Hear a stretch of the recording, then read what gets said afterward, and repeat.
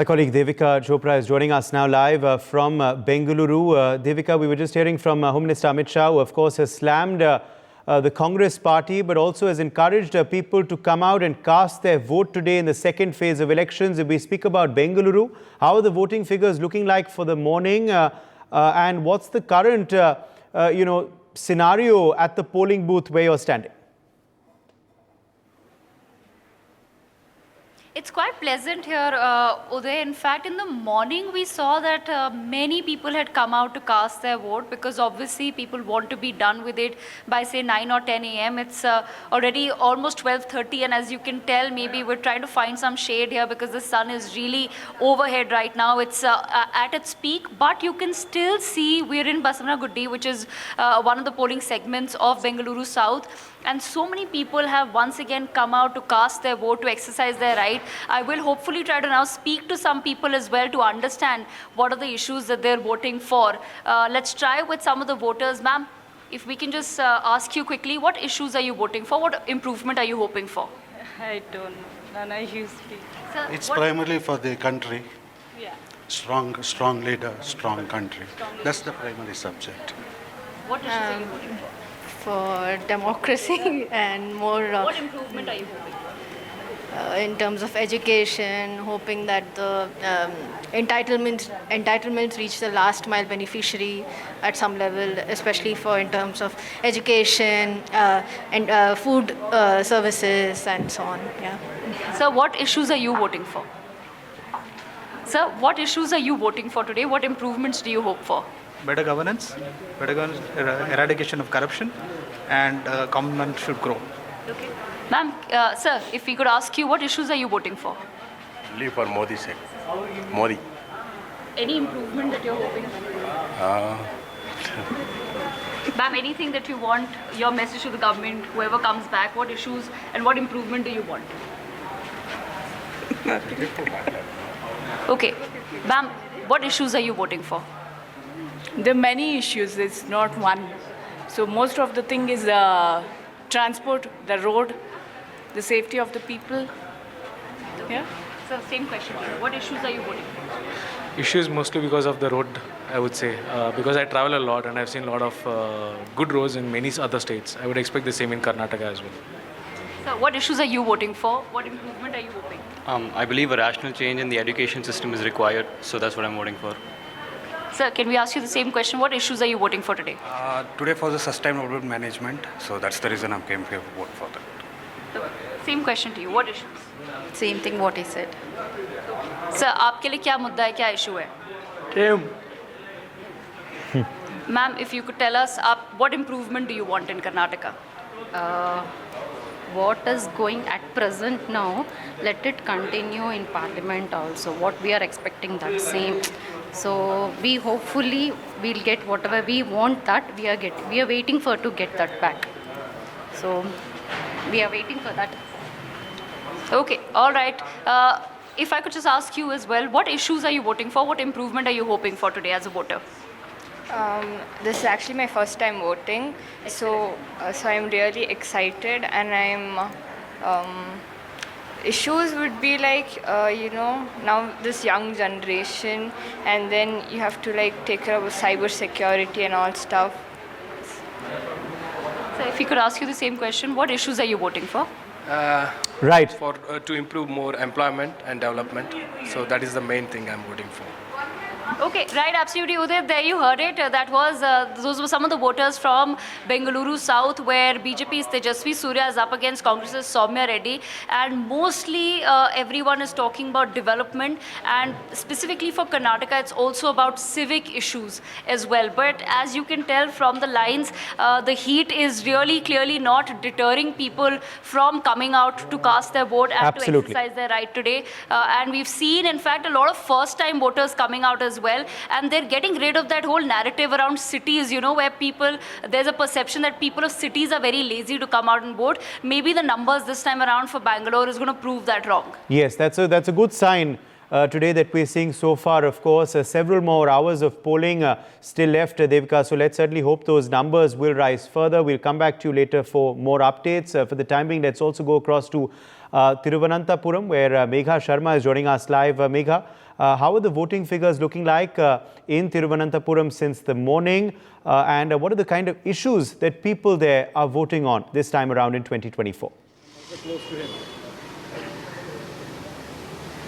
Yes, right, Uday. Since 7 a.m., there have been people who have been coming in large numbers, and that is also reflective in the figures that have now been released by the Election Commission. So as much as 26% of the people have come out and cast their votes. So that is encouraging. On the telecast with me right now, let me quickly get in a voice from the BJP. He is right now at the Nemom polling booth. This is the Cotton Hill Girls high school, and yeah, in Trivandrum. This is also the polling booth where it was our member of the Parliament, Shashi Tharoor, who had come out and voted just a while ago. So, sir, lot of people coming over here. Even now, we see that there are more and more people that are trickling in despite the heat. So, which is an encouraging sign.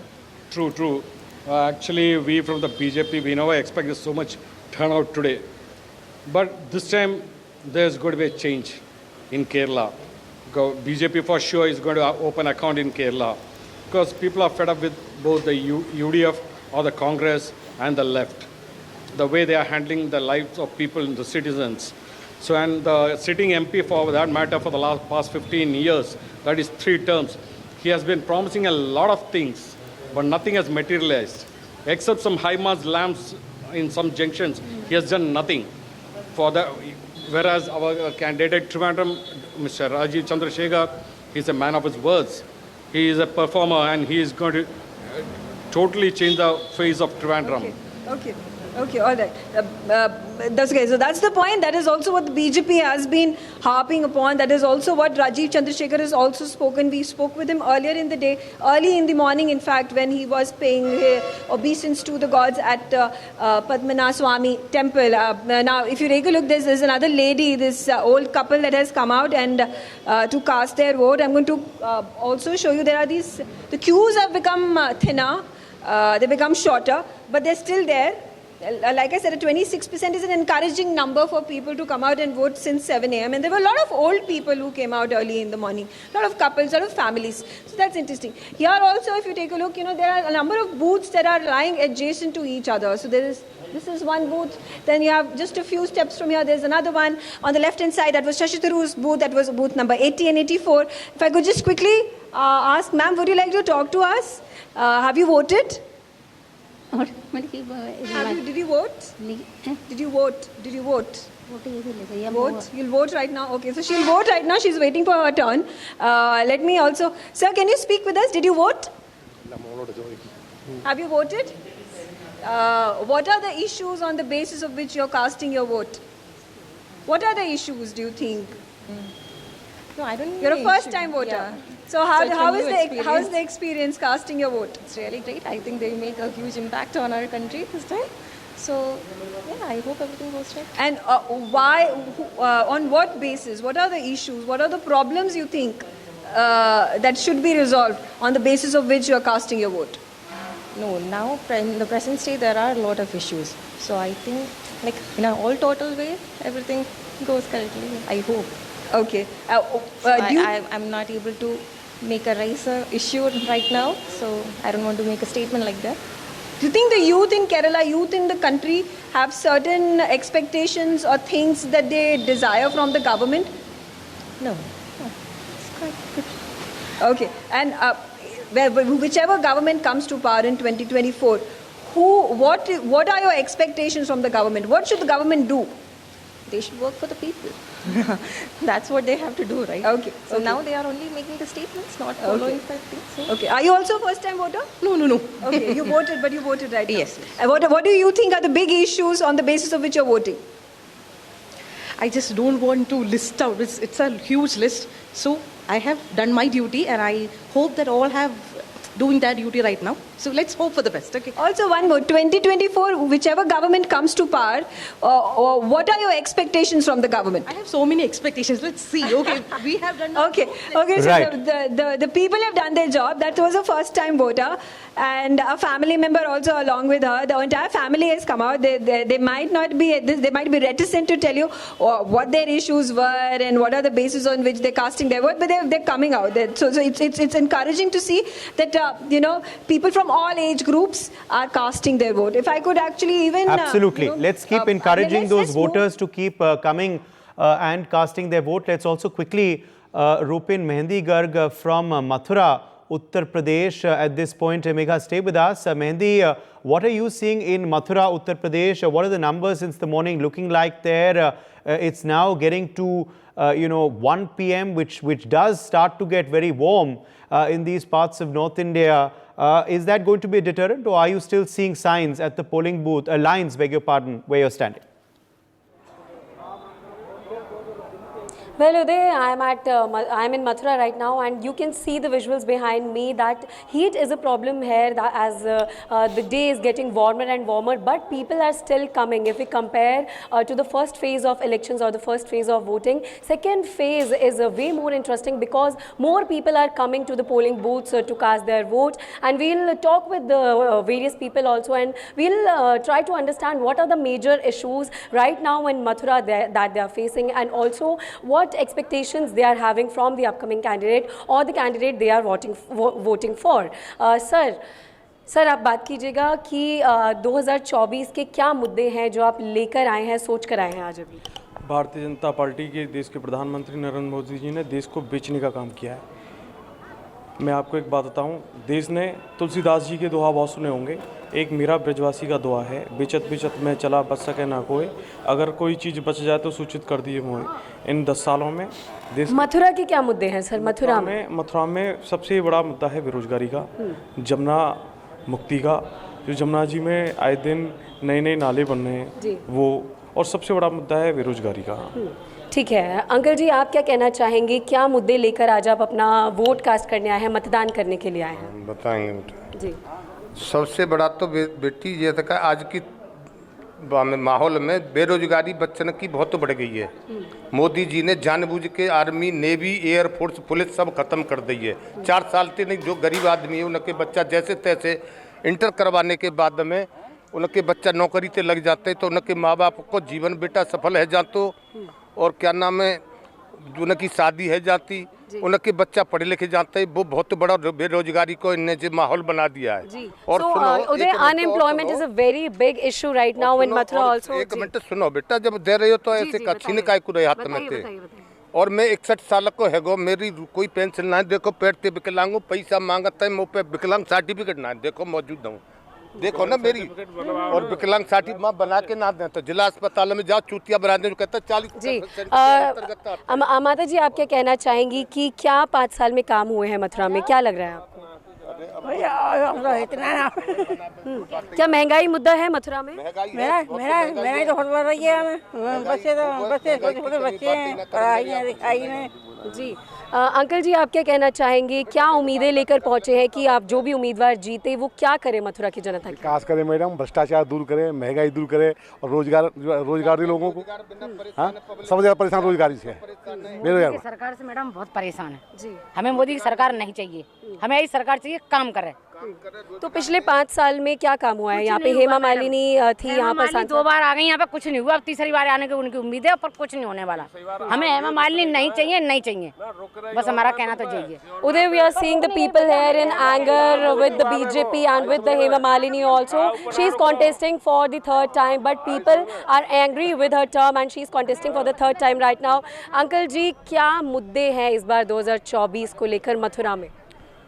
Mathura में बढ़िया विकास शहरों है, सब काम मोदी सरकार से अच्छी। अभी स्वतंत्र भारत देश स्वतंत्र भयो का है भारत देश, जब से अभी तक कोई प्रधानमंत्री मोदी जैसा ना आया हो। सर्वश्रेष्ठ प्रधानमंत्री और सर्वश्रेष्ठ मुख्यमंत्री योगी आदित्यनाथ जैसा कोई मुख्यमंत्री नहीं हुआ है आज समझ में। अब ये भ्रष्टाचारी, चोर, बदमाश, गुंडा, आतंकवादी, इन्हें तो मोदी ते योगी ते हटका है, जलन है, घृणा है। आई समझ में, आतंकवादी नहीं चाहेंगे कि मोदी रहे, देशद्रोही नहीं चाहेंगे, भ्रष्टाचारी नहीं चाहेंगे कि मोदी की सरकार बने, योगी की सरकार बने, चोर गुंडे। जी, आप क्या कहना चाहेंगी माता जी? आप किचन में भी काम करती हैं और चाहे वो सब्जियों के दाम हो या कुछ हो, तो क्या महंगाई से आपको परेशानी होती है? महंगाई तो होती है। महंगाई के अलावा और क्या मुद्दे हैं? महिला सुरक्षा क्या मुद्दा है मथुरा में? क्योंकि जो सांसद है वो हेमा मालिनी भी रह चुके हैं, वो भी महिला रही हैं, तो महिलाओं को लेकर क्या मुद्दे हैं यहाँ? सबसे बढ़िया है मोदी ने बढ़िया काम करे हैं सब। See, Uday, we are finding very interesting comments from the public in the Mathura right now here.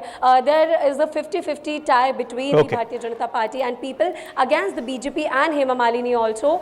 So we are witnessing different point of views in the Mathura right now. Over to you. Yeah. Okay. Well, yes. On polling day, it's more appropriate, of course, not to take names at polling booths, but speak about issues on hand. And it's good that a lot of voters are actually talking about various differing issues that are concerning them in their respective constituencies. My thanks to all of our reporters for joining us on the broadcast. Let's also quickly bring in some special guests with us now. Himanshu Bhatt, senior journalist, is joining us live. Himanshu, we did see a slight dip in the polling percentage in phase 1. Are you hopeful that that trend will reverse in phase 2? And what are the factors that are bringing down the polling percentage? Is it lack of enthusiasm amongst voters? Is it the heat? Is it overconfidence amongst certain party members and workers? What do you believe is causing the dip in polling percentage in that first phase? And are you hopeful that the trend will reverse today? The trend might reverse in south, certain states, but not in north. I don't see, the polling percentage going above the first phase or, even a bit increasing. The reason for that, I'll tell you very frankly, there has been very little amount of money when compared to the elections in the past being spent in the northern states. And I'm very clear about it. If you move around 450 kilometers in the western UP, you'll be surprised where so many constituencies have gone to polls. Not a single prachar gadi was seen in the last days also. Radi khadi ekad dikh gayi hogi bas. Once in a while you might see. That was not the case. So the flavor of elections has not come in. Before that, 2 phases are over. And people, I'll tell you very frankly, people are short of money. So what is happening is, opposition is not spending because people are fighting their elections on social media. They think, we are contacted on social media, it's done. So these patterns of going home to home, going in large numbers, to a society and other society by a ruling party and by the opposition, all those things are not taking place. In fact, I very clearly asked a political party worker yesterday, अब तो चुनाव चल रहे हैं, see, I'll tell you, elections are on, so you must be having some biryani, some Western UP fellow. And what he said, these days we don't get even tea. So what I'm trying to tell you is, people are not spending money. Okay. That fanfare, what you are seeing, the reason for that is, some people are overconfident, as you said, that we are going to win. And some people think that anyway we are not going to win. So they are not putting in any effort. And as far as the opposition is concerned, give me the numbers. I'll give you numbers.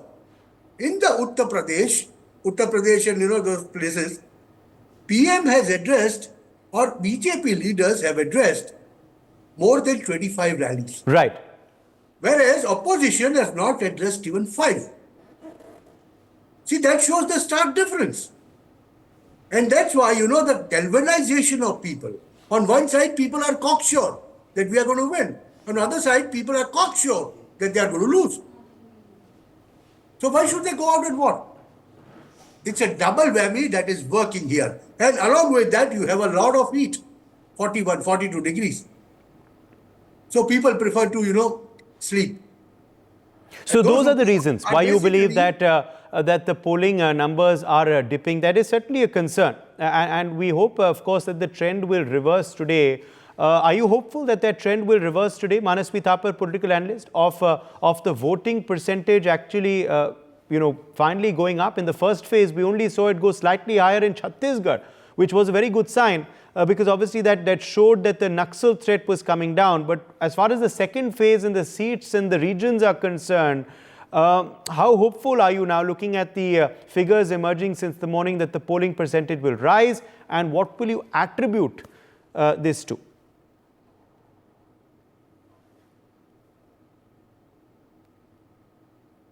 Manasvi, can you hear me? I think we've lost his connection there. Let me attempt to get in Rajlakshmi Joshi, political analyst, into the broadcast at this point, if she can hear me.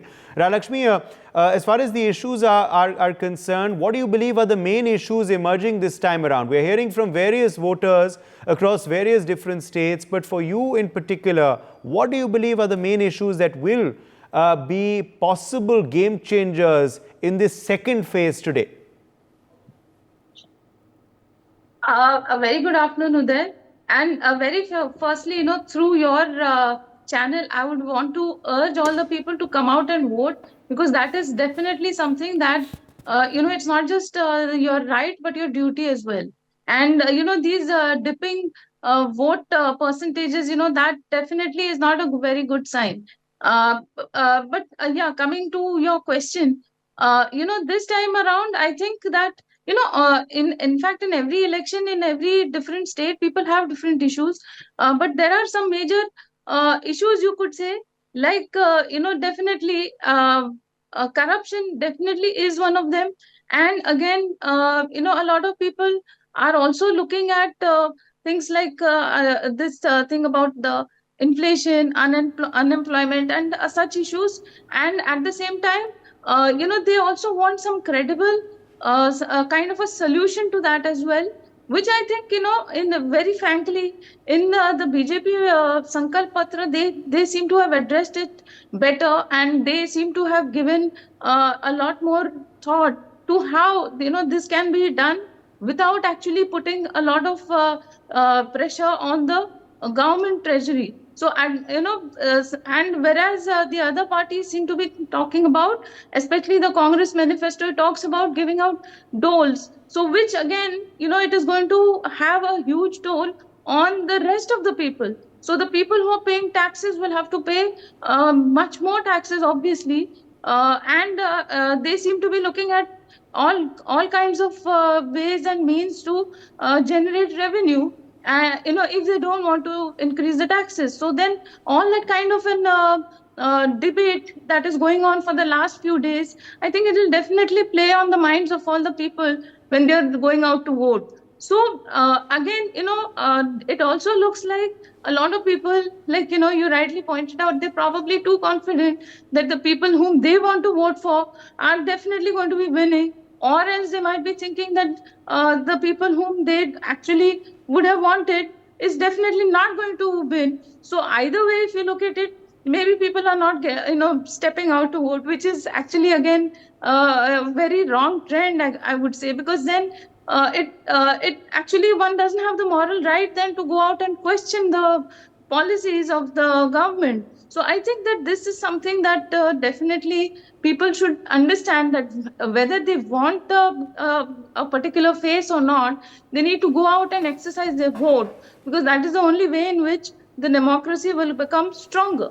And also, it also will give some different kind of indications as to how, the candidate selection, etc., etc. Okay, so let's bring in Swati Chandrasekhar. At this point, Congress spokesperson, she's also joining us live. Swati Chandrasekhar, your response to Himanshu and Rajlakshmi's analysis of why the polling percentages actually dipped. Interestingly, Himanshu is saying it's the opposition that's lackluster, not the BJP. That's perhaps leading to the lack of enthusiasm amongst people. Your response to that point. And also, Swati, as far as the issues concerned that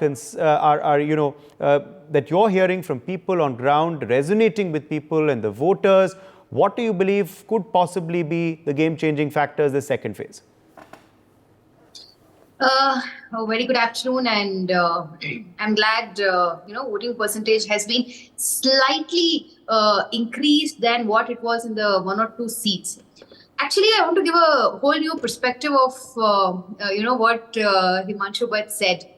probably I think Himanshu Bhatt has actually forgotten that this time RSS, the ideal wing of BJP is not doing any third party campaigning like it did in 2014 and in 2019. This itself very clearly shows that BJP is not able to garner the support of its own mother organization, but then what it can actually garner with respect to public. And I was a journalist also before joining the party. Then I think, many times this is something which is very clear. When the voting percentage is lesser, it's always a worrisome for BJP. We have debated this in national channels and in regional channels, local channels, and we have witnessed this on the poll result day also. The similar thing has actually happened in one or two seats, especially. That is why all these whole new narratives of inheritance tax, Mangal Sutra, everything comes suddenly. Ram Mandir is forgotten, development is forgotten, 2 crore job is forgotten, LPG gas is forgotten, petrol prices are forgotten, everything else is forgotten. There are Prime Minister or BJP spokespersons and campaigners are trying to, take away issues from the air and give it to people left, right, center. Kaise na kare, however it is, we have to actually win this election, bringing false narratives, fake narratives. But I think people will not buy this anymore. This is something which is very clear. And coming down to my home state, Karnataka, and out of 88 seats, we have a lot of seats from down south this time, Kerala and Karnataka, through your channel NewsX, where it is most actually watched in southern India also. I also want to appeal to the people, come out and vote. Vote for democracy, vote for development, vote against corruption. Because I'm sure once our government comes into place, there are a lot of hidden corruptions that is, the untold stories will be actually thrown out in the coming days. And coming to the issues, we are being very clear. Yes. People have agreed with the Nyay Patra, the 5 guarantees, main core guarantees that Congress is projecting. And people have realized how marginalized and lower middle class people have been pushed into corner under this BJP rule, and I'm sure people will actually come out in large numbers. Let me get in Manasvi Thapar as well. He's back with us now. I'm being told, Manasvi Thapar, political analyst. Manasvi, if you're able to hear me this time around, what are you gauging to be the main issues that are resonating with voters this time around, and also the polling figures? Are you hopeful that the trend we saw in the first phase of the polling figures dipping actually reverses this time around? See, what I understand from the first phase and the right now, some kind of activity, some kind of that lackluster is there, some kind of that excitement of election is not there. That is something which we have to understand, that this election is not interesting. There could be multiple factors to this. There is no right answer. There is no wrong answer. This can only come after the result is out, that why there was some kind of vote share, voting percentage which went down. So right now, from my understanding, could be from the BJP perspective is that it is only Prime Minister Narendra Modi who is fighting from the front, and the local leaders have not done their job. That is why Prime Minister Narendra Modi cannot be at 543 states and 543 seats and cannot be there campaigning for everyone. So BJP leaders have to take their own things in their own hand, and dependency on him has to reduce if you want the voting share to increase. From the Congress point of view, when does, so the next question, the next narrative could be, when does the vote share actually or vote percentage actually increases? When there is a competitive fight, when there is a different narrative coming out and people would want to go that this is my person, this is my narrative, and this is where we want to fight and we want to make sure that the other person loses, or that momentum is not there. That momentum is not there because the counter narrative from the side of India Alliance is not so much strong. So that is why the vote share or vote percentage is not increasing. So BJP's vote share or BJP's vote percentage, if you compare with 14 or 19, when the results would be out, vis-a-vis would be the same. So the increasing vote share which could have been of the India alliances is not there. On the contrary, that is going to reduce. That is where the lackluster is something which we can see. That is what my idea is. It could be different, I could be wrong, but as of now, as per the ground report is why? Because if you see the holdings also, if you see the momentum in terms of, as Himanshu Bhai said, the funding has been reduced, but what you see is the funding of BJP has not been reduced. The funding of India Alliance has been reduced. They don't have the funds, they don't have the tools and resources to fund. That is why when you see the hoardings, when you see the advertisements also, it's all about Prime Minister Narendra Modi. And it's not. So this is the central figure. What has happened in this election is we have to accept this. The central figure of this election is Prime Minister Narendra Modi. From the side of BJP also and from the side of the Congress and India Alliance also. So everything is revolving. He's become the sun. He's become the focal point and where everyone is revolving around. So this is very, I would not say right or wrong, but this is very interesting in the political domain in 2024 because this kind of election we have not witnessed. This could have been there in the Indira Gandhi times or in the Jawaharlal Nehru's time where the central figure was these two people. And now after a long gap, a central figure has come out in Indian politics where the election becomes, so from the BJP point of view, we are anyways going to win. So we don't have to work so hard. The Karyakarta's mentality would be this. People are going to vote for us. From Congress point of view, it would be like that right now the force is not so strong that we can defeat him.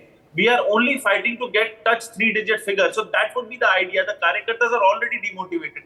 So you can only get a good voting percentage once there is a competitive fight. Once, even in a stadium, in a cricket match, you will only see the crowd being filling the seats when there are two cricket teams fighting neck to neck. When there is one cricket team which is leading and another is the last ranking team, people are not going to watch that match. Similarly, in the system of voting also. When that is the idea, I think that is where it's fizzling it out. I think the narrative of the opposition has to be crystal clear what they want, and these kind of last bets of like Sam Pitroda coming in just adds on to the more confusion for the Karyakartas also. It's very difficult to defend something which is not in the manifesto. You come and debate on that. Yes, Sam Pitroda last moment pe hua to hua, again he brings that up. So these kind of things just adds to that confusion. Then you have people like Manishankar Iyer waiting for Congress to give some comment, and then it just fizzles out for the Congress. So these things, as Shashi Tharoor said, that we are a democratic party, we are individualistic, and you have to fall in the line of your party. There has to be a party line of understanding which no one should cross that. And this is a problem with the Congress. They every time cross it. They feel that individually they are above the party. That should not be the case. In BJP, what is the difference is the party line is set. You like it, you don't like it, you have to be set with that party line. So only then you are a proper force to fight your opposition. So that is something missing in the Congress. Okay. Let me take that across to Radhalakshmi Joshi for a quick reaction to what the Congress spokesperson had to say and what you've heard from Manasvi as his analysis of the factors as well leading to the poll percentage drop. Uday, I completely agree with Manasvi in that factor that, the Congress actually doesn't seem to have one particular line, or, there is this lack of discipline. And it's not just about the Congress party, but it's among the entire alliance, the entire India alliance. Everybody seems to be looking in some other direction. They don't have a common minimum program. So there's no clarity about what is going to happen if they win. So all of that actually is a little strange, when you think that when you have somebody who is a very strong person that you are actually up against, the entire force should have been completely, they should have been one united force, and they should have been handling it with much more tact in their candidate selection, in maybe in the seat share, in every particular aspect. Now, if you look at it in Bihar, just look at it that there are elements where like I would mention one specific example of Pappu Yadav. So there is so much confusion there. So just imagine that the voters there would be so so much in confusion about who exactly is the India Alliance candidate, because he claims as if he is a Congress candidate, and the Congress says he's not, and there's a huge confusion there. So they should have actually ironed out all these differences before announcing the candidature. So all of that, there seems to be a whole lack of total, that homework behind the entire process. So there is a lot of lack of enthusiasm, and the entire effort of the entire India Alliance, or maybe the Congress, was totally on this thing. Swati's counter. Something I think, see, just because there is a lot of democracy and people are allowed to talk in the party and there is no dictatorship, that doesn't mean that there is no discipline in the party. We are being very clear, Sam, especially I know this has been floated of late after Sam Pitroda's statement. Congress has distanced itself from the Sam Pitroda statement. We have been very clear. That's point number one. And even with respect to Papu Yadav, we have also been very clear that he is not our candidate. But we are not like BJP that, you know, once you talk anything against the party, probably you talk anything against the Prime Minister, you tell that there is no internal democracy, you tell that there is a Hitler rule. We are not going to come out, we are not going to, you know, we are not afraid and sitting inside the home where ED will come on us, CBI will come on us, or we'll have all the external forces to stop us. So this is not the Congress. Can I answer? Can I respond? To express their views, we have allowed people to come out and speak. But that doesn't mean that there is no internal democracy in the party. This is being very clear. If we have had an internal democracy in the party, we wouldn't have ruled this country for 50 years, taken India to the next level, given the better progress where today we are talking about, 5 trillion economy, 8 trillion economy. The base, the foundation for all this economy is put forth by Congress. This is something I think nations should understand, and even the panelists today. Himanshu, Himanshu, let's allow Himanshu also to come in. Himanshu, your counter and also, your analysis of this lack of discipline within the Congress party, or the robust democracy, as the Congress spokesperson says. Well, they might like to call it robust democracy. Chai wala, cost them. Hua to hua, cost them. 2 elections gone, 2024. Now inheritance tax. It will cost them. See, things will happen. Things will happen. They will keep calling it robust democracy. Let them keep calling it. The numbers have come down from 404 to 44. And they are not just past 50, right? What happens basically is, when the voting doesn't take place, Congress is not seen anywhere. And that is seen now. They are seen either in debates, social media, but not on ground where the candidates are fighting. Even in a bipolar states, you do not find Congress tables everywhere. That is the situation on ground. In the name of My friend, you please listen. You please listen. I was quiet. I was quiet when you were talking. Okay? You just please listen. This is the problem of Congressies. They want to think that everything they have done is great. No, sir. You talked of something which was not true. It took India 65 years to get first trillion. Those are the times when you were ruling. That was the base you built. What are we talking about? You think we are fools here? Don't talk of things which you do not know. You people have that habit of talking things which are out of air, and you want everything to be done. No, it doesn't happen. It doesn't happen. It doesn't happen. See, nobody takes that away. Nobody takes that away from Narasimha Rao to open up the economy. But then you have to accept that fact that first 65 years you were not even a trillion. Okay, Manasvi Thapar also responding to you, Himanshu. Manasvi also responding.